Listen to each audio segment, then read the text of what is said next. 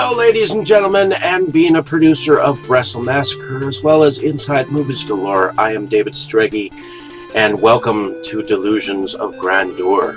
Enjoy the reviews. I certainly did.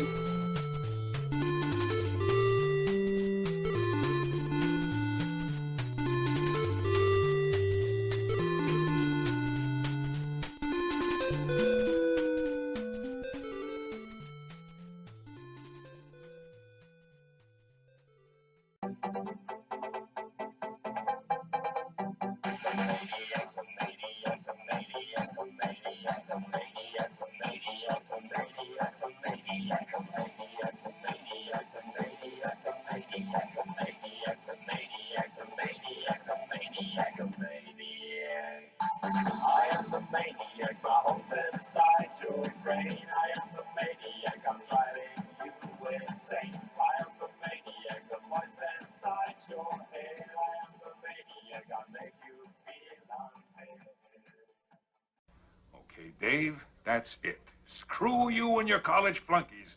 I've had enough of this from you and from everyone else. I know what you guys are trying to do. Break me down, drive me out of the force. Well, it's going to take a hell of a lot more than a lame prank like this to get Curtis Mooney to throw in his badge, so fuck you. Over. Did you miss me?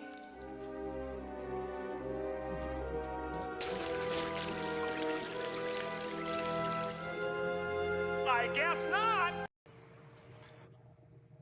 Hello, ladies and gentlemen, and welcome back to Delusions of Grandeur. I'm your host, David Streggy, and here I have another review for you, this time of a 1990 teenage, 1990 film that was directed by Steve Barron. And Steve Barron comes to us from being the director of the Coneheads later on after this film, and quite a few music videos with Bryan Adams. He's worked with Sheena Easton, and so and Culture Club, Aha, and basically a lot of like music type stuff beforehand. So coming at this as being like his what looks like his like first real feature after working on The Storyteller.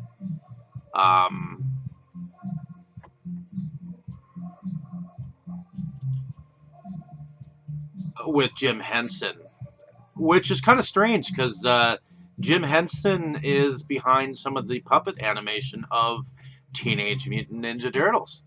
And I have the Teenage Mutant Ninja Turtles in this 4-film set here that I'm showing you. Picked this up from Walmart for about $10-15. And it used to be like in this big bulky like trilogy, but then they had that funky TMNT animation, so they added that, which I'll go into detail in a different review. But I first came across this film on VHS. My grandfather would go to let me just close my door here.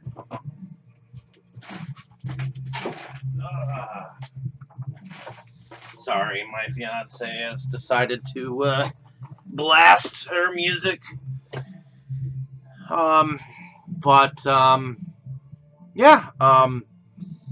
So this film is based on characters that were put together by what is his name? Kevin Eastman and Peter Laird. These were characters that were in comic books, as well as it was in a animated cartoon for this, and then it was adapted to screen by Steve Barron.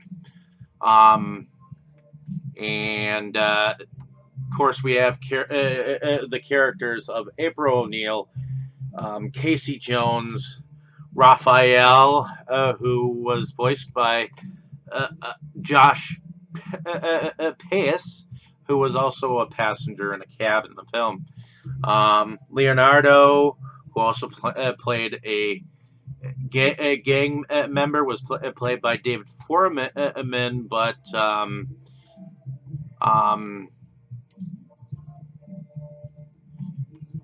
it's kind of weird because you've got different characters playing the Teenage Mutant Ninja Turtles and voicing certain people, you know, and it's complicated. But we have in the very beginning of this film apparently a young kid who just so happens to be Danny Pennington, who his father is played is Charles Pennington, I believe. And Charles Pennington evidently works with April O'Neil either as a cameraman or a co-worker or a boss or something like that. And he's getting into trouble and starting to become part of this so-called Ninja Foot Clan that apparently is run by a person that is none other than James Sato as the Shredder, and the voice of the Shredder or Oroku Usaki is David McCarran, and he has voiced Harry Hot Cash in Popeye the movie. And additional voices in Ice Age, Dawn of the Dinosaurs, and so on and so forth. The Lion King voice, additional voices in The Nightmare Before Christmas, a voice in Mr. Nanny. The Wizard of Speed and Time. He played a video technician. And in Fairy Tale Theater, which was put out by Shelley Duvall, he played the out-of-breath Prince, William the Weird, a peasant number one, 7 episodes of this series. Monster in the Closet, he was a reporter. So Shredder was a reporter in a trauma film called Monster in the Closet. So that's kind of weird. But in any case, so we have April O'Neil, who was played by Judith Hoag. She has just broadcasted about this Foot Clan, and she is accosted by some thugs who apparently are connected to this so-called Foot Clan, and she ultimately gets saved by Raphael, who brings her to the sewer in which the 4 turtles and their rat master Splinter, who is voiced by Kevin Nash, or Kevin Clash, and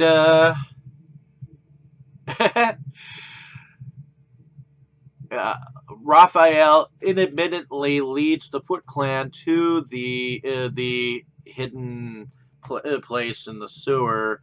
So when the turtles go back out into the world, the Foot Clan attacks the hiding place, takes Splinter, and kidnaps him. So the turtles ultimately, from the guidance of the rat and the Splinter, and his teachings, end up having to go out and try to get Splinter back. Uh, where along the way Raphael kind of bumps heads with Casey Jones, who is a vigilante with a hockey mask. He uses anything he can get his hands on as weapons to kind of be like a part of that superhero movement that seems to be in the city of New York. And I guess Raphael is on his turf, but ultimately he ends up like joining up with the turtles, and they end up having to face the Shredder in the end. Now, I enjoy the comedy in this film. When I was a kid, I loved the part where, and I still do, where Splinter is telling April O'Neil about, you know, how they came to be. Apparently, there was a canister of this ooze that apparently he went to sleep, and suddenly the next day they were like 3 times the size, the turtles, and so was he. And um, he had learned his, um, well, at least Splinter had learned much of his ninja skills from being in China, believe it or not, watching um, a master. And ultimately, these turtles, once they started to talk, they started saying things like pizza and cowabunga and radical. And they were kind of like the Beach Boys version of, you know, comedy. And I like how they had some old school filmography in their vocabulary, where I believe it was Michelangelo or Leonardo who was voicing "You dirty rat, you dirty rat," things of that nature, and using pop culture references to sound cool. I mean, there was definitely some Bill and Ted excellent adventure references throughout the film and films. Um, and you could definitely tell that Rocky had a big influence on this particular film. So I enjoyed the comedy. I enjoyed the camaraderie and the brotherhood of these turtles. The fact that their master would tell them that they are incomplete if they were separate from each other, that they are brothers. Were brought up to be kindred, brought up to be together and do things together and fight together as a clan. And there's a lot of value in the story of the Teenage Mutant Ninja Turtles. They're likable. Their style of jujitsu and jinjitsu or ninjutsu are or something to be proud of in film history. I mean, they took martial arts and used different turtle references because there's a moment where he's showing turtle wax.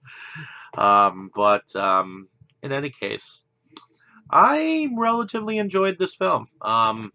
Revisited them. I thought the suits were excellent. I thought the puppet animation of Splinter was spot on, and the voice of Splinter throughout this particular film was spectacular. And I just love the moment where he's like he's chained to the wall and he's apparently appearing to them like Yoda. In fact, he's almost kind of dressed like Yoda from Star Wars, Star Trek, or whatnot. And to me, that's kind of like reminiscent of Star Wars in a sense. which which isn't a bad thing in any respect. But Raphael, he's kind of a brooding character. Michelangelo, he's always loves his comedy and pizza and surfing and skateboarding. And you know what?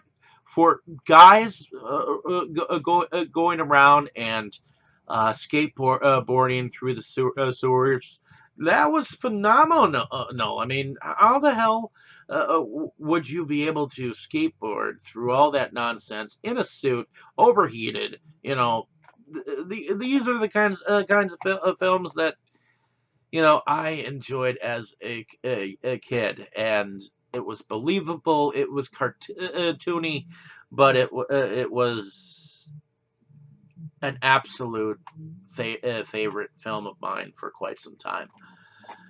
And returning to it, I loved the part where Raphael is kind of going off trying to.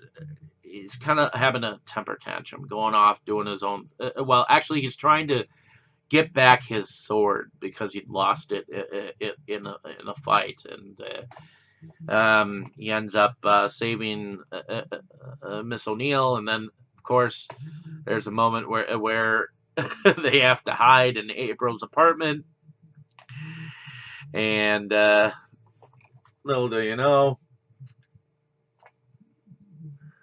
it's just funny all the way around, at least to me.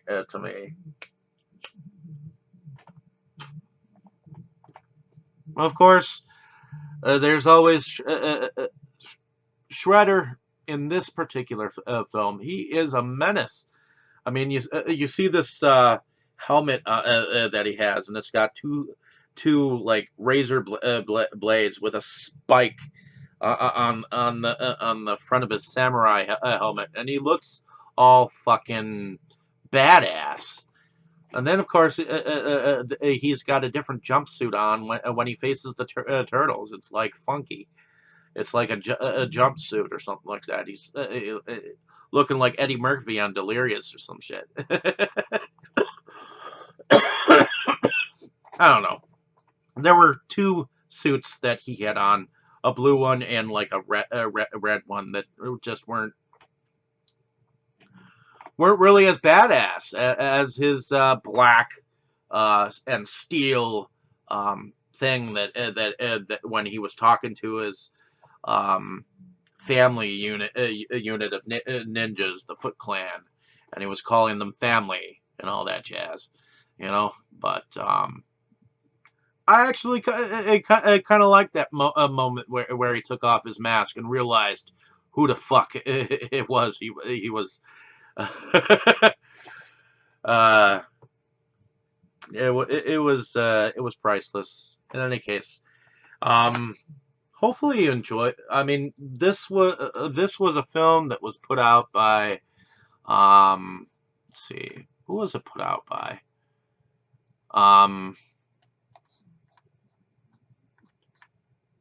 Oh, okay. 888 Productions, Golden Harvest Company, and Limelight Entertainment, as well as Mirage Productions, New Line Cinema, and North Shore Investments.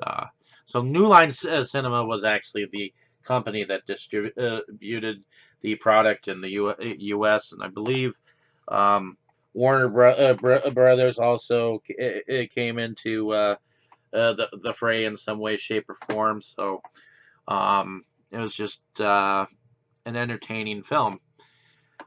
But in any case, hopefully you enjoyed my description of this film. Like and subscribe to my page if you have not. Definitely check the film out. If you have not, it is definitely of entertaining value, and it's more of a nostalgia film for me.